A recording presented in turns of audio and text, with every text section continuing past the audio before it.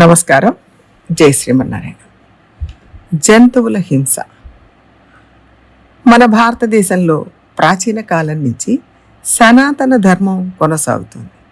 కొన్ని లక్షల సంవత్సరాలుగా ఈ దేశంలో అహింస, జీవకారుణ్యం పాటిస్తూ వస్తున్నాం.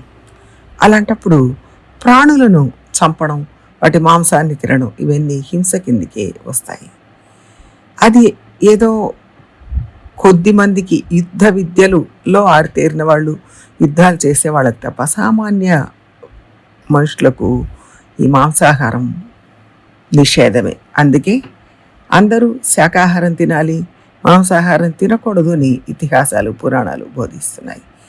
ఒక మేరకు జీవకారుణ్యం అంటే అర్థం తెలిసిన వాళ్ళు, కాస్త భగవద్భక్తి ఉన్నవాళ్ళు దీన్ని ఖచ్చితంగా పాటిస్తారు. ఈ మధ్యకాలంలో తమిళనాడులో ఒక సంఘటన జరిగింది.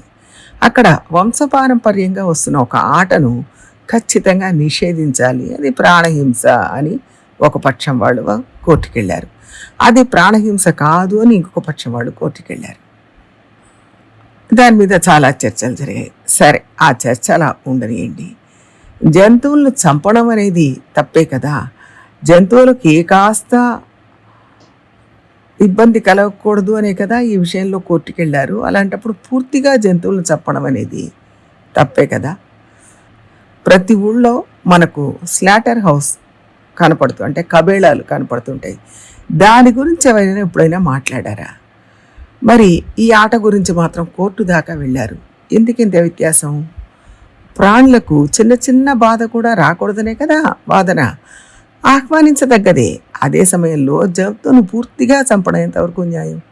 ఇంకా పశువులకు, పాలిచ్చే పశువులకు ఇంజక్షన్లు వేసి కృత్రిమంగా పాలు తీయడం, ఏమాత్రం కదలడానికి చోటు లేకుండా ఇరుకుగా ఉండే షెడ్లలో ఉంచడం, పాలు ఇవ్వడం ఆపగానే దాన్ని కబేళాలకు తరలించడం, ఇవన్నీ ఎంతవరకు న్యాయం? ఏదో కొన్ని చెప్పుకున్నా ఇలా చాలా జరుగుతుంది సమాజంలో మన చుట్టూ. కొన్ని సంవత్సరాల క్రితం దాకా పొలం దున్నడానికి మన ఊళ్ళల్లో ఎద్దులను ఉపయోగించేవాళ్ళు. అవి ఆ పనికి అలవాటు పడ్డాయి. వాళ్ళ వ్యవసాయానికి ఎద్దులు వాడడం అనేది వింతగా ఉంది. ట్రాక్టర్లను వాడుతున్నారు. మరి ట్రాక్టర్లతో వ్యవసాయం చేయాలంటే విస్తీర్ణం చాలా ఉండాలి. విదేశాలకు ఆ పద్ధతి బాగా సరిపోతుంది. వాళ్లకు పొలాలు ఒక్కొక్కళ్ళకు వేల ఎకరాలు ఉంటాయి. ఒక కుటుంబం వాళ్ళే అన్ని వేల ఎకరాల వ్యవసాయాన్ని చూస్తారు. కాబట్టి వాళ్ళు యంత్రీకరణతోనే వ్యవసాయం మొత్తం చేస్తారు. ఆ దేశాల్లో అది సరిపోతుంది. కానీ మన దేశంలో అది కొంచెం కష్టం. ఒకప్పుడు మన ఊళ్ళల్లో కూడా వ్యవసాయానికి భూములు ఎక్కువగా ఉండేవి. కానీ క్రమంగా రోడ్లకు, ఇళ్లకు నేల ఎక్కువగా వినియోగించడం వల్ల పంట భూముల విస్తీర్ణం క్రమంగా తగ్గుతూ వస్తుంది. అది కాక అంతటా వేగం, వ్యాపార దృష్టి బాగా పెరిగింది. తక్కువ విస్తీర్ణంలో ఎక్కువ దిగుబడి రావాలి, తొందరగా రావాలి. అందుకోసం ట్రాక్టర్లను వాడతాం అంటారు. మన దగ్గర మానవ వనరులు ఎక్కువగా ఉంది, కానీ వాళ్లకు పని లేదు. రకరకాల పేర్లతో జీవన భృతి ఏర్పాటు చేశారు. అది సావడానికి ఎక్కువ, బతకడానికి తక్కువ. పని లేకుండా ఖాళీగా కూర్చుంటే వ్యసనాలకు బానిసవడం, దాని ఫలితంగా శారీరక దృఢత్వం తగ్గడం, క్రమంగా రోగాల పాలపడడం, అల్పాయుష్గా చనిపోవడం చూస్తూనే ఉన్నాం. కనీసం పల్లెల్లోనైనా ఇంటింటా పశువులను పెంచుకోవాలి. నగరాల్లో అయినా వసతి ఉన్నవాళ్ళు, పశువులను పెంచే అవకాశం ఉన్నవాళ్ళు పశువులను పెంచుకోవాలి.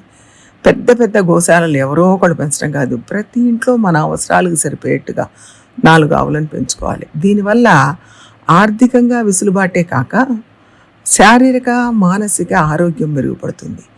మనిషికి తగిన పని కావాలి, ఆ పనికి తగిన ప్రతిఫలం కూడా ఉండాలి. ఆవులు, గేదెలు పురాతన కాలం నుంచి మన జీవన విధానంలో భాగంగా ఉన్నాయి. ఇంట్లో పుష్కలంగా పాలు ఉంటే మన ఆరోగ్యం కూడా బాగుంటుంది. పశువులను హింసించి ఇంజెక్షన్స్ వేసి కృత్రిమంగా పాలు తీస్తే ఆ పాలు తాగిన మన ఆరోగ్యం కూడా అంత మెరుగ్గా ఉండదు. వెంటనే కొంతమంది ప్రశ్నిస్తారు, కూరగాయలు తింటున్నారు, అవి మాత్రం జీవహింస కాదా అని. అంటే కూరగాయలు గిల్లగా పెరుగుతూనే ఉంటాయి, దాన్ని పూర్తిగా మనం చంపేయట్లేదు, కాబట్టి అది హింస కాదు. అయితే పట్టు వస్త్రాలు కట్టుకుంటారు కదా, అది మాత్రం పట్టు పురుగులను హింసించి తీసే దారం నుంచే కదా వస్తున్నాయి అంటారు. నిజమే, ఒకప్పుడు కమర్షియల్గా పట్టు వస్త్రాలు ఉత్పత్తి చేయలేదు. పట్టు పురుగులు చనిపోయాక ఆ గూళ్ళ నుంచి దారాలను సేకరించారు, ఆ దారాలతో వస్త్రాలు నేశారు, కాబట్టి అవి మనం కట్టుకోవడంలో తప్పు లేదు. ఇప్పుడు కమర్షియల్గా మారడంతో ఎక్కువ ఉత్పత్తి కావాలి అన్న దృష్టితో పురుగులను కృత్రిమంగా బాగా పెంచడం, వాటిని చంపడం అనివార్యంగా మారింది. ఎందుకోసం చేసినా ప్రాణులను చంపడం తప్పే.